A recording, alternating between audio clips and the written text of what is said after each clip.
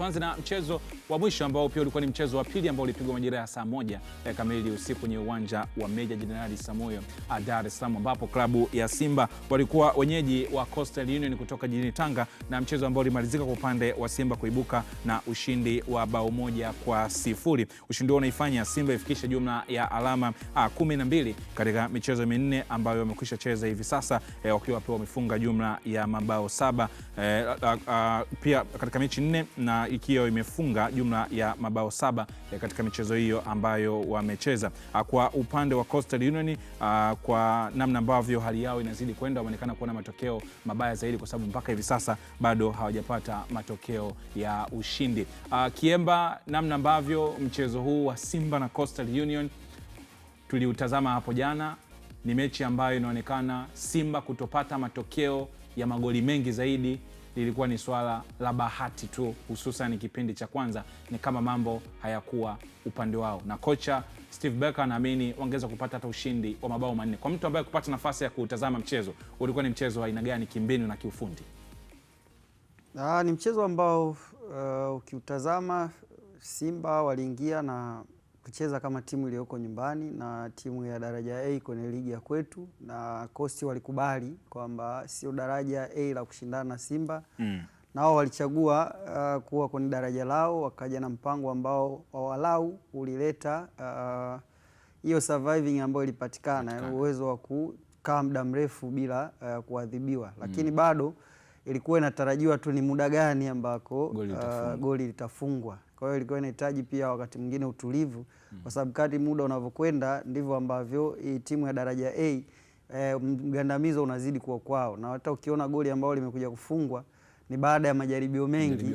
Unaweza ukaona Chuma amekuwa na wakati mzuri kwenye eneo lake la golini, si kwa mechi hii tu, karibu mechi 3 sasa pamoja na hii amekuwa miongoni mwa wachezaji ambao wana kiwango kizuri kwenye timu ya Coast. Kwa hiyo kwa mchezo wa jana ukiona Coast, naweza nikasifia tu mpango wa mwalimu, kwa sababu walau umewafikisha hapo ambapo wamefika. Na unakumbuka kabla ya mechi tulikuwa tunazungumza tukawa tunasema, ukaniuliza ngasema mimi ningekuwa ni kocha, ni mechi ambazo siwezi kupoteza nguvu nyingi, kwa sababu ni mechi ambazo huwa zinavunja sana timu. Mpaka uje tena kutengeneza saikolojia. Sababu tazama muda ambao wamekwenda kufungwa na tayari wamepoteza mchezo. Bahati nzuri kwao tu ni kwamba hawana mchezo baada ya siku 2, lakini kama wangekuwa na mchezo baada ya siku 2 huenda tungeweza kuona kitu kingine na tusione hiyo performance aliyopo. Lakini coach Elias kwa namna ambavyo alitengeneza mpango wa kukabili kina Libase, nadhani ulikuwa ni mpango mzuri na ulitengenezwa pia na namna ambavyo Simba ilienda. Yani kama alivyotabiri ndivyo ambavyo Simba walikuja na akaweza walau kufanikiwa kuzuia baadhi ya mianya, ikiwa sehemu ya Libase alionekana kuikava kabisa. Hakukuwa na madhara hayo makubwa ambayo yalikuwa yanapatikana kwenye mechi zingine. Na upande ambao ulikuwa hatari ni upande nadhani ambao yeye alijiandaa na kucheza na Oura, lakini alikuwepo Kaletso ambaye alikuja na kitu kingine kipya, huenda kwenye uwanja wa mazoezi kufanyiwa sana kazi. Lakini kile cha kuonesha kwa timu, ukimsikia mwalimu Beka, ni kwamba kama timu ilicheza vizuri, ila huwezi kuacha kusifia namna ambavyo pia Coast walikuja na kutengeneza maswali ambayo huenda Simba nayo alikuwa yanawasumbua kwa nyakati tofauti. Kwenye eneo la Coast kuruhusu bao 1 jana, kuna eneo ambayo inaonekana lilikuwa ni jambo la mchezo tu, bahati, hususan kipindi cha kwanza, lakini kuna eneo ambalo pia Coastal Union anasifiwa. Kwa ambavyo ulitazama, kwa sababu watu tunasema bahati huwa ni kipengele cha mwisho baada ya kuwa umefanya mambo yote. Ilikuwa tu ni kwa sababu hata mwalimu anasema ni situation tu ya mchezo, lakini sio kwamba walikuwa wabaya sana kwenye kushambulia ndio maana wakapata ushindi wa goli 1. Yani Simba hawakuwa wabaya kwenye kuenda kutengeneza mashambulizi. Isipokuwa Coast namna ambavyo walikuja, kwa sababu huwezi kusema ni bahati wakati kuna goalkeeper pale na yupo kwa ajili ya kusave. Kama goalkeeper ameokoa unasemaje ni bahati? Kwa hiyo mimi ninachoamini kwamba Coast nao walikuja na kila mmoja akatekeleza wajibu wake, kwa sababu hata hizo mashambulizi ambayo yalitengenezwa na kugeuka kuwa hatari hayawezi kufika 10 kwa hicho kipindi cha kwanza wanasema, lakini pia kwa jumla mechi nzima Simba walipiga mashuti 20, mashuti 9 on target. Unaona mashuti 9, kwa hiyo kwenye mashuti 9 labda kama umefunga goli nyingi ni 4 ambazo zingefungwa kwenye mechi nzima. Kwa hiyo hata kipindi cha kwanza ambacho wanaonekana Simba walikuwa wangeweza kupata goli nyingi, si kama ambavyo watu wanadhani. Mimi nadhani kitu kizuri kwa mwalimu ni timu inatengeneza hizo nafasi. Kuweza kuzitumia wakati mwingine huwa ni jambo lingine, lakini pia hatuwezi kuacha kusifia mpango ambao walikuwa nao Coast ambao pia ulileta ugumu kwenye mchezo. George, inawezekana ukisikia maoni ya mashabiki baada ya mechi na hata kwa nyakati ambazo mechi inachezwa, kuna eneo ambalo watu waliamini mwalimu ni kama aligambo changes ambazo alizifanya kwenye timu, kwa sababu wana Simba tayari ni kama wanapichao. Nafikiri ilikuwa ni juzi niliuliza kwamba inawezekana Simba tayari wana kikosi chao cha ushindi, yani kwamba watu wakiona tu kwamba bwana Libase, Chama, Mpanzu, Aura, watu wanaamini ngoma imo. Lakini jana kwa Mpanzu na Aura kuanzia nje, kuna ambao wanaamini ndio moja ya sababu ambayo ilifanya wakakutana ile struggling ya kupata goli dakika za jioni. Mabadiliko kwenye kikosi unaamini ilikuwa ni moja ya eneo ambalo liliwachelewesha au ni pressure tu za mashabiki na kukalili timu? Unajua, cha kwanza watu wanapaswa kufahamu kwamba Steve Barker kibarua chake kinashikiliwa na matokeo kabisa. Kwa hiyo ili aendelee kuwepo kwenye technical bench ya Simba lazima awe anapata matokeo. Na kwa sababu hiyo basi kazi yake yani ambao wanashika dhamana ya kazi yake ni wachezaji wanaoingia uwanjani kucheza. Kwa hiyo atachagua the best 11 kulingana na wakati au kulingana na nyakati. Mabadiliko kwenye kikosi huwa yanatokana na sababu nyingi. Cha kwanza, yeye ndo ambaye anashinda na timu kwenye kiwanja cha mazoezi. Anajua nani yuko fiti kucheza kwa muda gani, nani ana matatizo gani. Si kila kitu kinakuja public kwamba labda huyu ana majeraha kidogo, labda huyu hawezi kucheza kwa dakika hizi kutokana na mambo mengine mbalimbali. Lakini cha pili, inawezekana ikawa ni mabadiliko ya kiufundi kutokana na sifa za kila mchezaji na aina ya wapinzani mnaowaendea. Huyu atakupa nini, watawafa nini. Mabadiliko ya wachezaji wawili kwenye timu ni kitu kidogo sana, na ndio maana timu inaruhusiwa kusajili wachezaji wengi, na hata hao ambao wameanza hawakuwa Simba kwa bahati mbaya. Labda tu wanapishana katika sifa na mitazamo, isipokuwa ninachokiamini kwa sasa hivi Simba wako na pressure ya kutamani na wao kuwa wanashinda comfortably kama wapinzani wao wanavyoshinda. Na hilo ndo muda mwingine linafanya watu baada ya kuisupport team wanakuwa against team. Jana ilishaonekana kuwa ni mechi ngumu sana. Ni mechi ambayo Simba alikuwa anahitaji pointi 3 tu bila kuanza kujaji na kujali kwamba ushindi unatakiwa uwe mnono kiasi gani. Ukishaanza kubeza ushindi na kutaka uwe mkubwa, ni kwa sababu unawakosea heshima wapinzani. Watu wanashindwa kuheshimu kile ambacho Coast alienda na akakiweka uwanjani, na ndio maana wanaona kwamba bwana hapa hawa watu walitakiwa wapigwe nyingi. Yaani unaona kama wenzenu hawana kazi wanaoifanya vile. Walitakiwa tu wapigwe nyingi. Kwa hiyo anatamani mashabiki wa Simba wangejaribu kuelewa kama mechi ya jana ilikuwa ni muhimu kupata pointi 3 kuliko idadi ya magoli. Kwa mfano, wangefunga goli 4 na Coast wafunge 4. Ingemata kwao. Si umeelewa? Kama issue si mnataka magoli. Mmefunga 4, Coast kafunga 4. Ulimata. Lakini sasa muda mwingine mpira tunauangalia katika engo ambayo ni ya tofauti. Progress ya timu huaga hawaioni kwa sababu wanatembea na picha zao kichwani. Kitendo cha kutengeneza nafasi takriban 20 unasema kwenye mchezo. Takriban mashuti 20 on target 9. Ukipiga mashuti 20 maana yake inaonyesha kwamba tayari hata wachezaji walikuwa desperate kwenye kutaka kushinda mechi. Na ukipiga 9 on target maana yake kuna mlinda mlango na amefanya kazi yake ya ziada. Karuhusu goli moja katika 9, maana yake kakutana na mashuti 8 ambayo kayazuia au majaribio 8 ambayo kayazuia. Kwa bahati mbaya on target hazihesabiki, ipi ina nguvu, ipi ina nguvu. Ikishalenga lango kipa kacheza basi. Kwa hiyo kazuia majaribio 8 ambayo yalikuwa kwenye mapana ya goli. Umeelewa, kwenye mapana ya goli. Kwa hiyo ingeweza kuwa zaidi, lakini kipa wa upinzani kafanya kazi yake. So sometimes we have to respect hicho kitu, na muda mwingine mashabiki wajue kwa wakati gani ambao si sahihi kupeleka pressure kwa timu. Kwa upande wa timu. Godlisten, tukitazama baada ya hii mechi na eneo la kuzungumza George ni kwenye eneo la baadhi ya machaguo. Nathaniel Chilambo alikuwa mchezaji bora wa mchezo hapo jana, alikuwa na mechi nyingine nzuri. Kwenye haya mabadiliko na muendelezo wa timu, mwalimu amegusa maingizo mapya wachezaji ambao wamesajiliwa. Keletso kaingia jana, kaanza kwenye timu. Dumbia pia alipata nafasi ya kuwa sehemu ya kikosi hapo jana. Mwalimu amezungumza kwamba alimgusa pia na Ismail Mgunda ambaye pia aliingia. Anasema watu wakikop katika baadhi ya maeneo kidogo huko mbele, timu itaanza kufunga magoli mengi zaidi. Performance ya hawa ambao watu wanaamini kama walikuwa sehemu ya majaribio kwa mujibu wa mashabiki, Keletso, Dumbia pamoja na Chilambo ambaye watu wamemkubali tayari. Na kwa sababu ni fact kwamba ni ukweli, eneo la mbele la kikosi ndio lenye madhara kwa wapinzani, kwa sababu ndio linacheza kwenye boksi la mpinzani wako na ndio unapotengeneza nafasi na kufunga magoli kwa ajili ya mechi.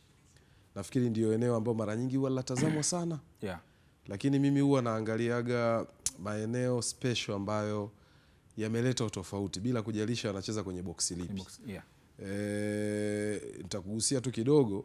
Hata kuna wakati waliwahi kufanya usajili mkubwa sana Young Africans akina Juma Shabani, sijui Aucho Mayele, sijui Bangala. Huwezi amini Yanga ile bora ya Nabi, player wangu bora alikuwa yani Kibangala.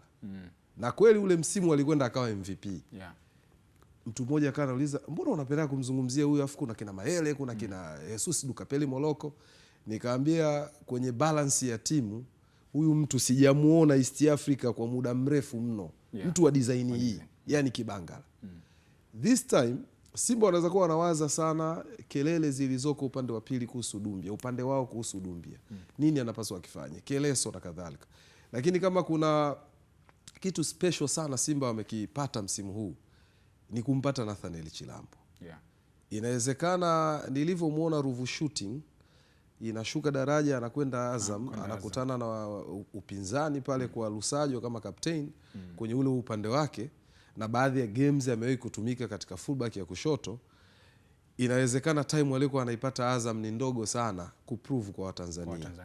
Lakini anakuja Simba katika wakati mzuri ambao wanasemaga ile blessing disguise, yani katika nyakati ambao watu wanaona kama kuna shida ndio baraka inatokea pale. Yani Kapombe apatikani, unafika sehemu muda wa mahitaji Kapombe apatikani, ana majeraha, yuko kliniki anajiuguza.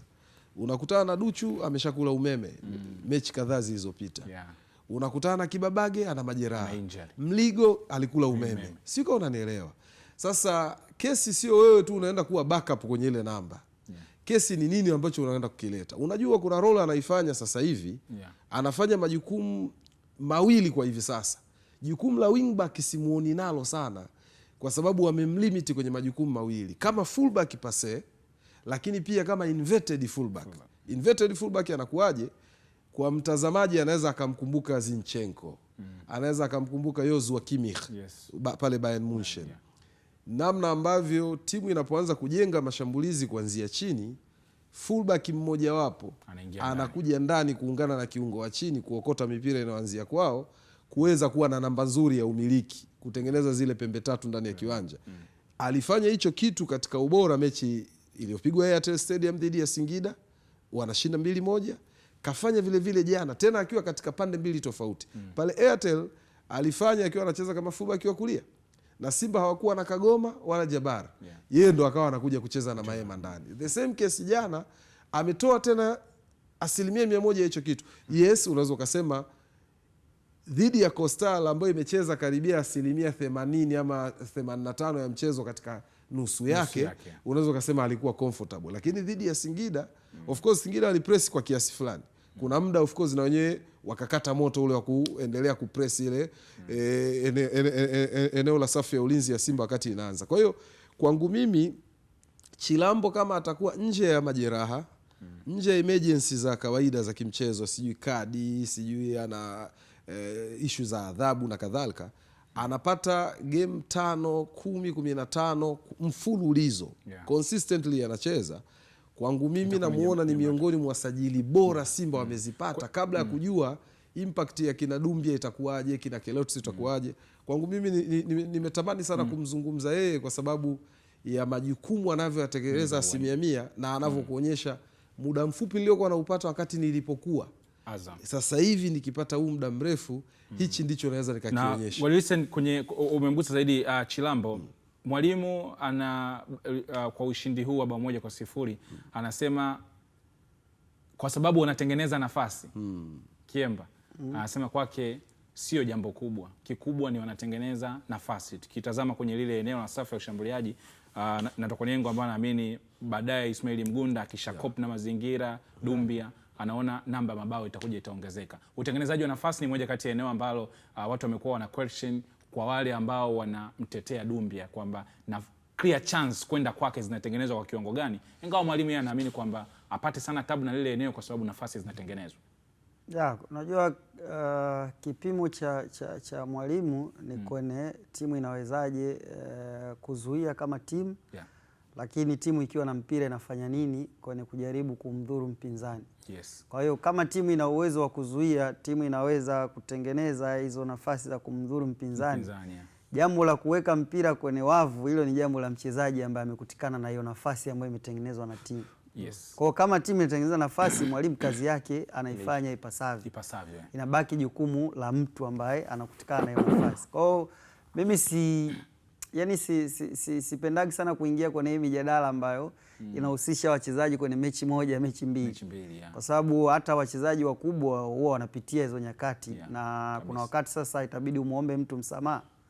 Japo kitu kibaya kwetu watu waombagi msamaha. Anasema sasa hivi mechi 3, mechi ya 4 mtu anakwenda anafanya kitu cha tofauti, anahama huku anahamia kule ambako nyakati Maele alitoa kawaida hapa. Yani unamwona kama Dumbia amefika. Ukimtazama Dumbia na namna ambavyo timu kama timu inamtengenezea nafasi, unaweza ukaona yani anapaswa kuwa mkatili sana, kwa sababu kila nafasi moja inabidi aweke kwenye kamba. Kwa sababu either kwenye mechi anaweza kutengenezewa nafasi 2 ambazo unaweza ukamlaumu. Alafu kuna zile ambazo yeye analazimisha kuzifanya tukio litokee. Kwa hiyo zile 2 ambazo ametengenezewa na hazikuwa goli ndizo ambazo zinakuja baadaye kuzungumzwa kwamba hapa tumepigwa, hatuna striker. Lakini sidhani kama zingekuwa zinatengeneza nafasi 5 kwenye mechi kwake yeye zingeweza kuleta hayo matukio ya nani. Na ukitazama Simba safu yake ya mbele, si safu ambayo inatengenezeana nafasi sana, hasa kwa striker. Unajua timu inavyocheza Simba, mzunguko, yani striker anatumika kama sehemu ya Simba kuingia kwenye eneo la ushambuliaji. Na ndio maana hata akicheza Mpanzu kama striker, Simba inaingia eneo la ushambuliaji. Kwa nini? Kwa sababu sisi tunakutumia wewe ili Chama, sijui hawa wakina Abrahamu, Oura na Gie waweze kufika kwenye eneo la ushambuliaji kama link up. Na hicho kitu inawezekana watu wengi hawakitazami. Lakini wanakuja kuhukumu kwamba mchezaji hajafunga. Lakini hao wengine wanafunga kwa sababu gani? Kama sio yule mtu ambaye amesimama mbele yao anaweza kutengeneza hayo mazingira wao kuja na kufunga. Unajua wao wanaamini kwamba hao wanaofunga wamejichukulia hatua mkononi au wamejiamulia mambo. Hakutaka sasa kwamba bwana, kwa sababu wewe ufungi sisi tunafunga. Lakini uhalisia ni kwamba clear cut chances zinazotengenezwa na Simba kwa ajili ya mshambuliaji ni ndogo. Unajua mpira nao unaenda ukibadilika, ukievolve. Zamani mashambulizi mengi timu ikichezwa inatengenezwa mashambulizi kwa ajili ya kumtengenezea mshambuliaji. Na ndio maana zamani unakuta viungo mawinga wana goli chache sana. Kwa sababu kazi yao kubwa ni kutengeneza. Na timu ilikuwa inahangaika kupata striker ambaye ni finisher mzuri kabisa, yani kwamba tunahitaji finisher kwa sababu tutatengeneza nafasi. Lakini mpira kwa namna unavyobadilika siku hizi umekuwa generalized. Mshambuliaji wakati thamani yake ni kama inaanza kushushwa na majukumu yao wengine, kuwa nao wanahitaji kufunga nao wanafunga, au nao badala ya kutengeneza wamekuwa ni watu ambao nao wanataka kutengeneza namba zao. Kwa mfano, mmoja kati ya wachezaji ambao wana element ya ubinafsi ni Anise Toura. Licha ya kwamba watu wanaweza kuzungumza, sisemi kama ni mchezaji mbaya, lakini sio creator. Yani sio mtengenezaji, yani anatamani kufunga. Ni sifa ambayo pia anapewa Mpanzu. Of course. Kwamba ni wachezaji wale wa binafsi, yani kwamba kuna nyakati labda ya kutengeneza anataka attempt mwenyewe. Ama atataka kujaribu kupunguza watu ili apate nafasi ya kupiga, kati kuna mtu ungemsaidia tu pasi ingekuwa iko katika position ambayo ni nzuri. Kuna mtu mmoja alitoa kibonzo fulani Twitter, alisema Tanzania ujue unaweza kaanza kufeli kwa ajili ya muonekano tu kwanza kama mchezaji. Sasa akawa anasema kwamba Dumbia kwanza anapigana na muonekano wake. Yani ndio wakati anafika tu watu wakaanza kumnani. Yani watu tayari washamjaji muonekano. Kwa kwanza kashaanza kujajiwa kwa muonekano, alafu sasa kwanza kaanza kupigana na muonekano alafu ndo aje uwanjani. Kwa unajua watu wakisha kudharau kimuonekano automatically na kule uwanjani wanakuangalia in a negative way, hawakupi ile neutral, jicho la neutral. Kitu kama hicho alikutana nacho Medi Kagere, walikuwa anamuita mzee, kaja babu kafanya nini, lakini Medi sasa unajua Medi kumuita mzee walikuwa wanaiweka tu, lakini Medi tayari heshima yake Tanzania ilishakuepo. Kwanza anakuja na IPR kwenye zile Kagame, kashatunyosha sana. Kwa watu walikuwa tayari wanamjua Kagere ni nani. Umenielewa? Tayari walishamjua. Kagame zile kashatuchapa sana. Lakini Dumbi anakuja na goli 17 miguuni mwake. Inawezekana pia labda kama Kiemba unaweza kutusaidia kwenye eneo la mchezaji. Ukienda kwenye timu ambayo ina mahitaji. Kwa sababu inawezekana Ibrahim Cheick-Tule Yanga kule watu wamzungumzi kwa sababu watu wanaangalia bwana, kuna Peter Shalulile, unajua labda kuna Albert Kangwanda. Kwa hiyo lile eneo kuna mazingira ambayo watu wanaona ni kama pameseto. Kwa hiyo kuna muda watu wanakuwa mweki kwenye pressure kwa sababu wewe hata usipocheza sio, yani kuna wengine wapo. Inawezekana kwa upande wa Dumbia kwenye lile eneo la safu ya ushambuliaji anavyokuja na goli 17, wanakwambia tunaita stake kama goli 17. Na tangu wakina nafikiri kina Baleke pale katikati, Simba ina ushambuliaji na yenyewe pia wamekuwa natafuta kupata mtu Moses Pili. Kina Moses Pili naye ilikuwa nje ya matarajio na kile ambacho walikitaraji. Ile pressure kwamba bwana sasa tumeleta striker. Kwa hiyo hata mashabiki wakiangalia striker wenu ni nani, wanaanza na Dumbia. Inawezekana ni pressure nyingine ambayo watu bwana hajalipa mpaka leo, hajafunga. Kwa hiyo watu wanakuta tu wanazungumza tu. Kwanza kitu ambacho Kasuga unaweza ukakiangalia, kwanza watu huwa wana mastreka wao huko kichwani, lakini kwenye mchezo wa halisia hawapo. Kwa maana ya picha hiyo. Yaani wana picha zao za washambuliaji ambao ziko kichwani tu. Kitazama mechi, sisi tunaangalia ligi yetu hii, mechi ziko timu 16. Ukimwambia mtu basi hebu nichagulie striker wewe unamuona sasa kwenye timu yenu. Hasa mimi nawaambiaga wachezaji washabiki wa Simba, kwenye timu yenu sasa hizi mnamhitaji. Atazunguka ligi nzima alafu atakaa kimya. Kwa nini? Kwa sababu yeye amejengewa watu kuonekana nyie hamna striker. Lakini akizunguka kwenye timu zote anakuta tatizo ni lile lile. Akimwangalia Yanga, Shalulile ndio mwenye wasifu mkubwa. Lakini kile ambacho anakifanya kwenye ligi hatofautiani sana na Dumbia. Naye anapata clear chance na 1-on-1 na kipa anakosa kama ambavyo anakosa Dumbia. Kwa hiyo mimi huwa nawaambia nyewe mna mastrika wako kichwani kwenye mpira siku hizi hao hawapo. Lakini pia kitu ambacho unaweza ukakiona, Simba wao ndo wamekuwa wa kwanza kutengeneza pressure kwa washambuliaji wao. Hilo shinikizo wao wamekuwa nalo. Yanga wameanza kuwa na utaratibu wa kuwatetea sana wachezaji wao bila kujali nyakati hizo wanafanya nini. Na zimekuwa zikiwasaidia. Yaani unafikiri kwa nini hamna mjadala wa Cheick-Tule? Kwa nini? Hakuna. Ni kwa sababu tu Yanga hawana muda wa kujadili Cheick-Tule. Ukiwaambia Cheick-Tule wao watakutajia Kangwanda. Wewe unafungwa, leta timu yako. Lakini kwa Simba hawana hata muda wa kutaja kina Oura wakina Libase. Wataanza kulalamika na Cheick-Tule. Na timu inashinda na Dumbia. Timu inashinda na Dumbia. Mimi nitakutajia msimu wa msimu juzi. Simba walikuwa na mastreka wawili kwenye ligi, walikuwa na goli 13. Mfungaji alikuwa na goli 16. Ambao ni kiungo wao. Yanga walikuwa na mastreka wawili, mmoja ana 14, mmoja 13, ambaye ni Mzize na Dube. Lakini Yanga walikuwa wanajipiga kifua na mastreka. Simba wanasema hatuna mshambuliaji. Dese Mkwala pale. Alikuwa Mkwala na Ateba. Walifunga goli 26 kwenye ligi. Lakini Simba walikuwa wanasemaje? Hatuna mshambuliaji. Yaani pale tungepata mshambuliaji.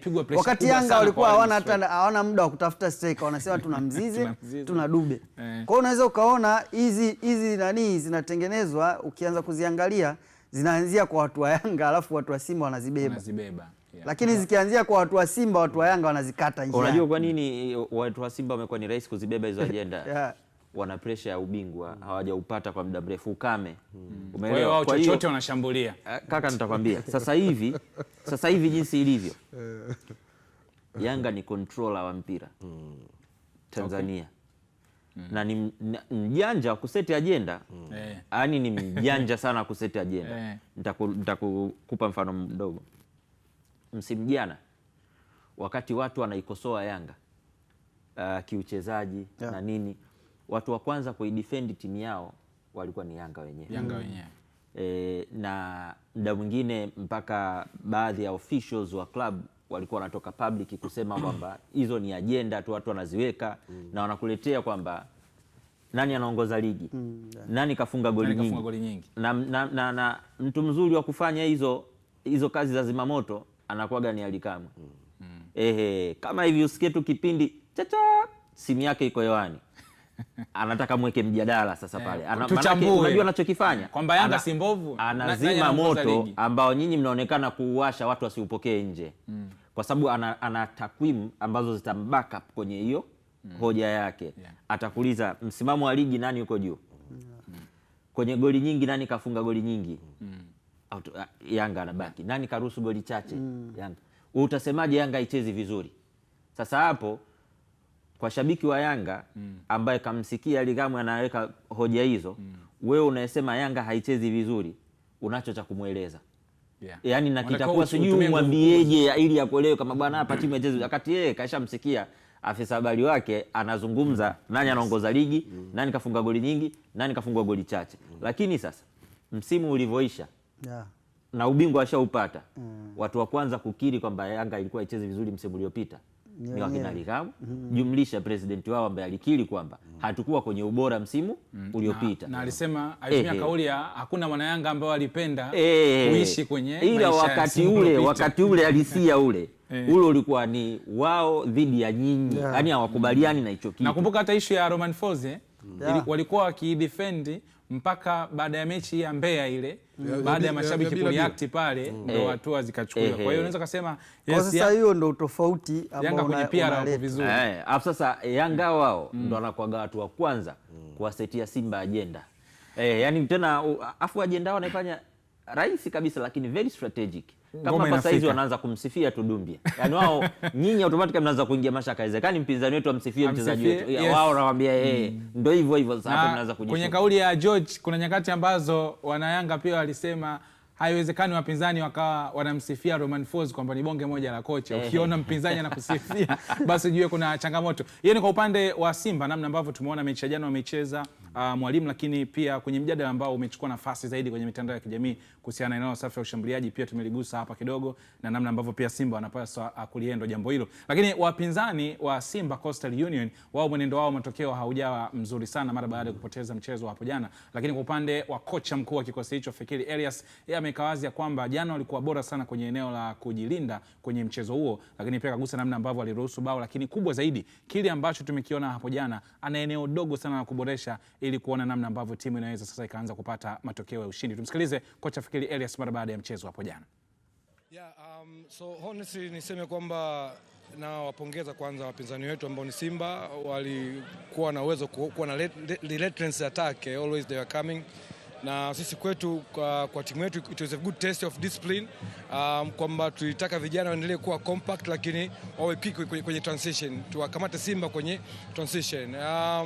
Tumeshindwa kuzifanya mara kwa mara, lakini inaeleweka kwa nini imekuwa hivyo, lakini nawashukuru vijana wamejitahidi kushikilia bomba, lakini mpaka dakika kama ya 80 na pale Simba kutokana na individual mistakes ya kipa na beki wako hakuwa na good communication, basi ikampa free header mchezaji ambaye alifunga kwa upande wa Simba. Kwa hiyo hapa kongole, lakini pia na wasifia wanangu kwa sababu wamejitahidi ku maintain discipline ya kuwa compact. So the next task sasa namna gani ya kuwa compact, sasa namna gani tunakwenda mbele kwa haraka zaidi. Nadhani ni shughuli kubwa ambayo tunakuifanyia kazi, kutokana na space ndogo ya pre-season, space ndogo ya kufanya usajili kwa haraka. Timu yetu inaendelea kuimarika kutoka mchezo mmoja kwenda mchezo mwingine. So najua tunajenga kikosi kizuri sana ambacho na imani kwa michezo inayokuja hapo mbele kila mtu atakuwa anasubiri fixture ya Costa ifike wakaangalia. Yes, kocha Fikiri Elias hapo anaahidi kwamba namna ambavyo mambo yanakwenda huko mbele watu tunakuwa mnasubiri tu Costa na umwagalini wakaenjoy kupata burudani zaidi. Agorisen, tuanze pia kwa upande wa goli ambao walifungwa, kwa kile ambacho amekizungumza mwalimu kwamba walikuwa bora sana kwenye ulinzi isipokuwa tu miscommunication kati ya beki na golikipa ikasababisha Ismail Tulia akapiga ile free header. Tuanze hapo, lakini pia tutakuja kutazama kwa undani kwa hiki ambacho mwalimu anasema vijana wake wamekionyesha, ndio mwanzo mpya kwenye eneo la defense. Kitachofuata ni maeneo madogo tu kwenye ushambuliaji, namna ya kutoka. Tuanze na bao.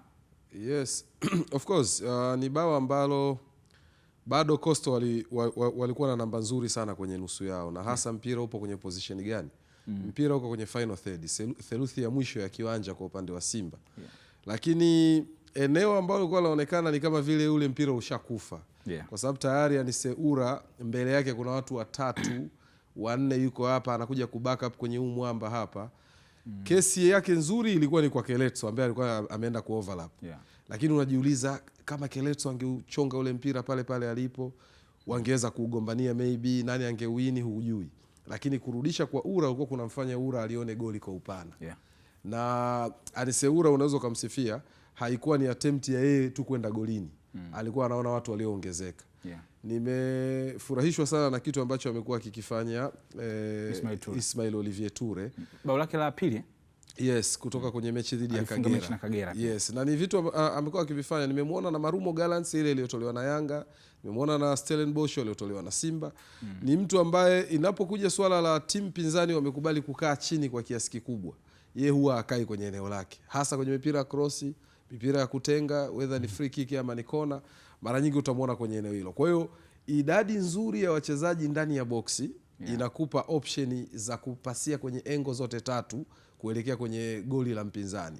Whether ni kwenye near post hapa karibu na cross inapotokea, whether ni kwenye middle eneo la katikati ambao unalifesi goli, ama upande wa far post mbali kabisa na upande wa cross inapotokea.